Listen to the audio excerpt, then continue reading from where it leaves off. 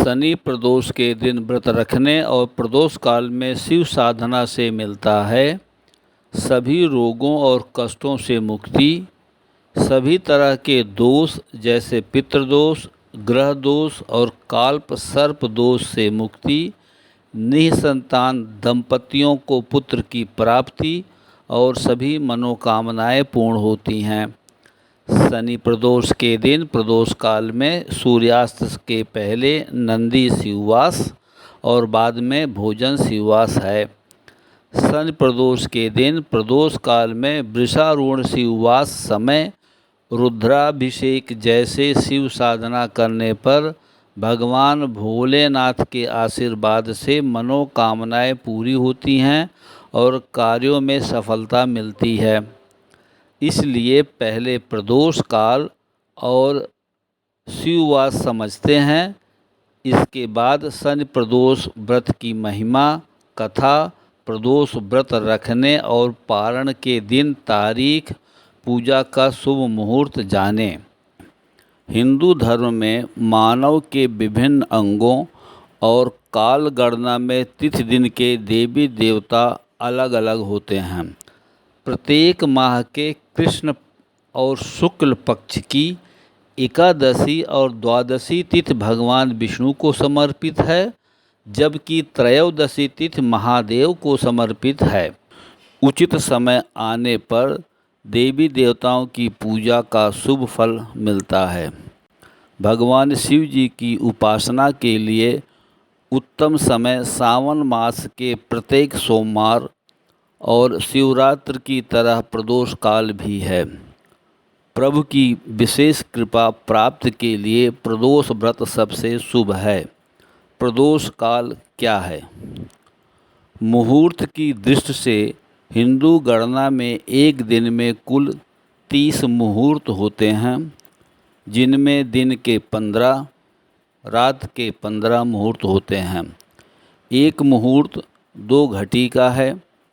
गोधूल बेला को सूर्यास्त से 1 घटी अर्थात 24 मिनट पूर्व व सूर्यास्त से 1 घटी अर्थात 24 मिनट बाद कुल 2 घटी का माना जाता है। अतः सटीकता से कहें तो दिन के अंतिम और रात के प्रथम मुहूर्त में गोधूल बेला विद्यमान है। गोधूल बेला का प्रारंभ नित्य सायंकाल में होता है।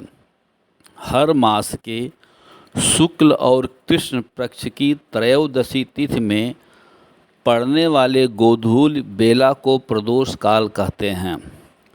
प्रदोष काल में पड़ने वाले त्रयोदशी तिथि के व्रत को प्रदोष व्रत कहते हैं।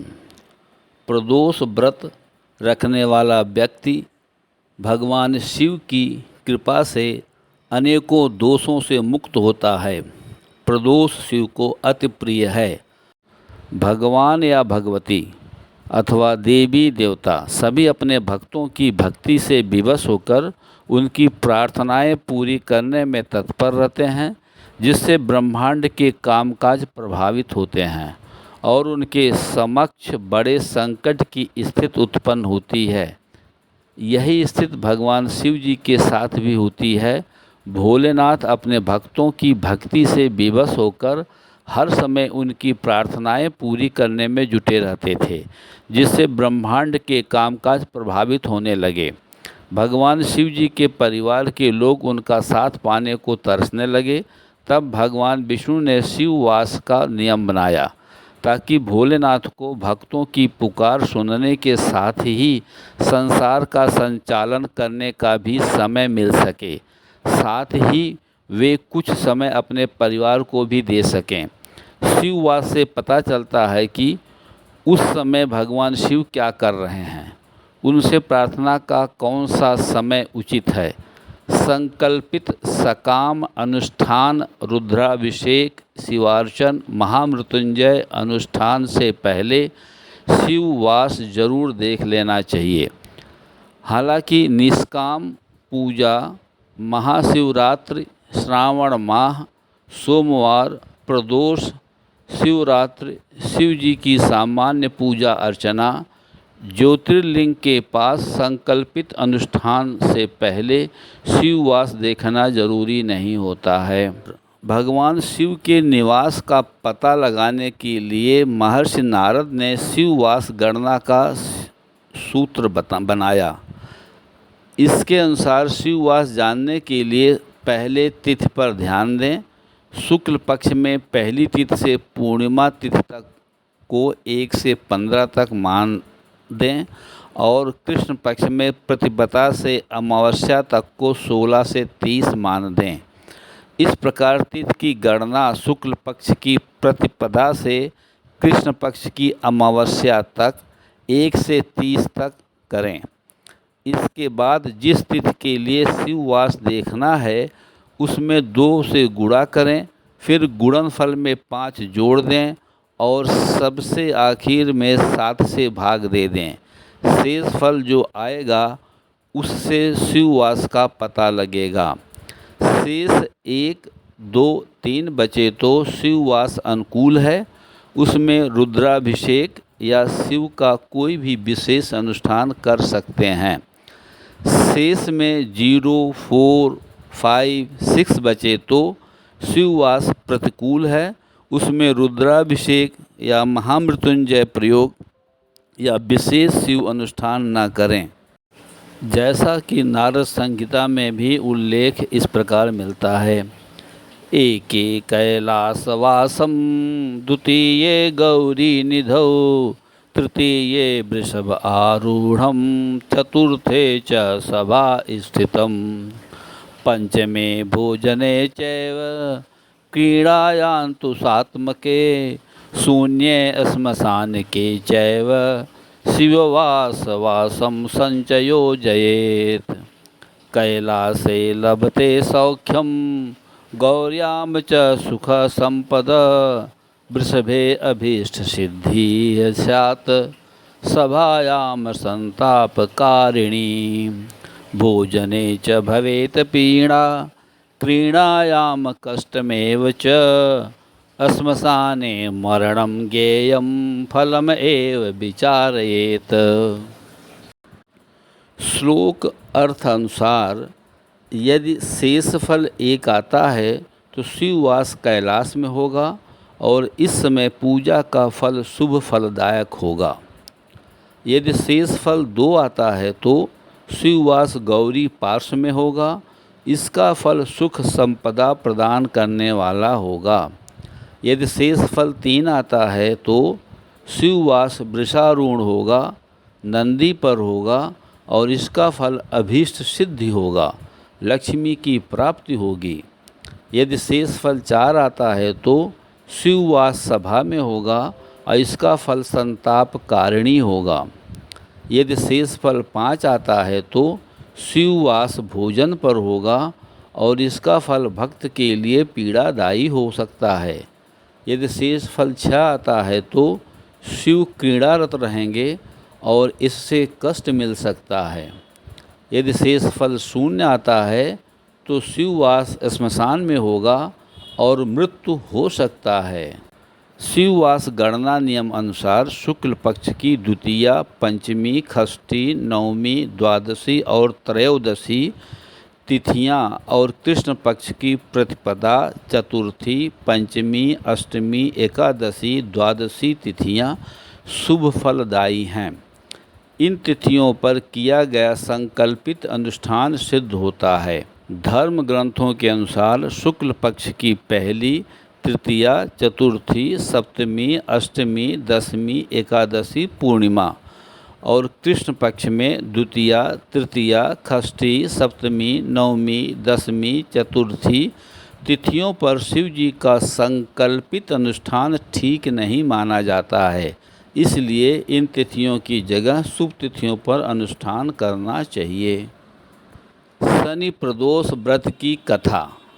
प्रचलित पौराणिक कथाओं के अनुसार एक समय की बात है, अम्बापुर गांव में एक ब्राह्मणी निवास करती थी। उसके पति का स्वर्गवास हो गया था, जिस वजह से वो भिक्षा मांगकर अपना जीवन यापन करती थी। एक दिन जब वह भिक्षा मांगकर लौट रही थी तो उसे दो नन्हे बालक दुखी अवस्था में मिले, जिन्हें देखकर वह काफ़ी परेशान हो गई थी। वह सोचने लगी कि इन दोनों बालक के माता पिता कौन हैं। इसके बाद वह दोनों बच्चों को अपने साथ घर ले आई। कुछ समय पश्चात वह बालक बड़े हो गए। एक दिन ब्राह्मणी दोनों बच्चों को लेकर ऋषि शांडिल्य के पास जा पहुँची। ऋषि शांडिल्य को नमस्कार कर वह दोनों बालकों के माता पिता के बारे में जानने की इच्छा व्यक्त की। तब ऋषि शांडिल्य ने बताया कि हे देवी, ये दोनों बालक विदर्भ नरेश के राजकुमार हैं।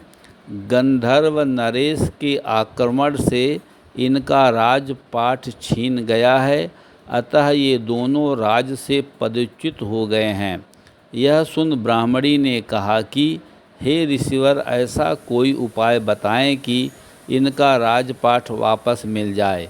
जिस पर ऋषि शांडिल्य ने उन्हें प्रदोष व्रत करने के लिए कहा।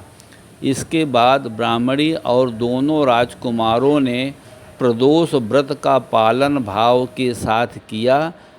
फिर उन दिनों विदर्भ नरेश के बड़े राजकुमार की मुलाकात अंशुमति से हुई। दोनों विवाह करने के लिए राजी हो गए। यह जान अंशुमति के पिता ने गंधर्व नरेश के विरुद्ध युद्ध में राजकुमारों की सहायता की, जिससे राजकुमारों को युद्ध में विजय प्राप्त हुई। प्रदोष व्रत के पुण्य प्रताप से उन राजकुमारों को उनका राजपाट फिर से मिल गया। इससे खुश होकर उन राजकुमारों ने ब्राह्मणी को दरबार में खास स्थान प्रदान किया, जिससे ब्राह्मणी की गरीबी दूर हो गई और वह खुशी खुशी अपना जीवन व्यतीत करने लगी। शनि प्रदोष व्रत 2025 पूजा शुभ मुहूर्त। वैदिक पंचांग के अनुसार इस साल ज्येष्ठ माह के कृष्ण पक्ष की त्रयोदशी तिथि शुरू 24 मई को शाम 7:20 पर होगी और त्रयोदशी तिथि का समापन 25 मई को दोपहर 3:51 पर होगी। उदया तिथि के आधार पर त्रयोदशी तिथि 25 मई को है, लेकिन प्रदोष के पूजा मुहूर्त के अनुसार शनि प्रदोष व्रत 24 मई को मनाया जाएगा। शनि प्रदोष काल अर्थात गोधूल मुहूर्त सूर्यास्त शाम 7:10 से 1:24 पूर्व अर्थात शाम 6:46 से सूर्यास्त शाम 7:10 के बाद 1:24 अर्थात 7:34 तक है, जिसमें मंगलकारी नंदी शिववास योग शाम 6:46 से द्वादशी तिथि समाप्ति शाम 7:20 तक है और बाद में शाम 7:20 के बाद भोजन शिववास योग है। कृपया अकॉर्डिंगली भगवान शिव की पूजा करें। शनि प्रदोष व्रत का पारण कब है? प्रदोष व्रत का पारण व्रत के अगले दिन सूर्योदय के बाद किया जाता है, इसलिए शनि प्रदोष व्रत का पारण 25 मई 2025 दिन रविवार को सूर्योदय 5:25 पर है के बाद किया जाएगा। प्रिय दोस्तों नमस्कार। मुझे आशा है कि मेरी यह लेटेस्ट पब्लिश्ड वीडियो आप सबको बहुत पसंद आई है, अतः घर में बैठकर इस वीडियो का आनंद लेने के बाद मेरे प्रयास को काइंडली लाइक और कमेंट्स करें तथा अपने नियरेस्ट एंड डियरेस्ट को शेयर करें।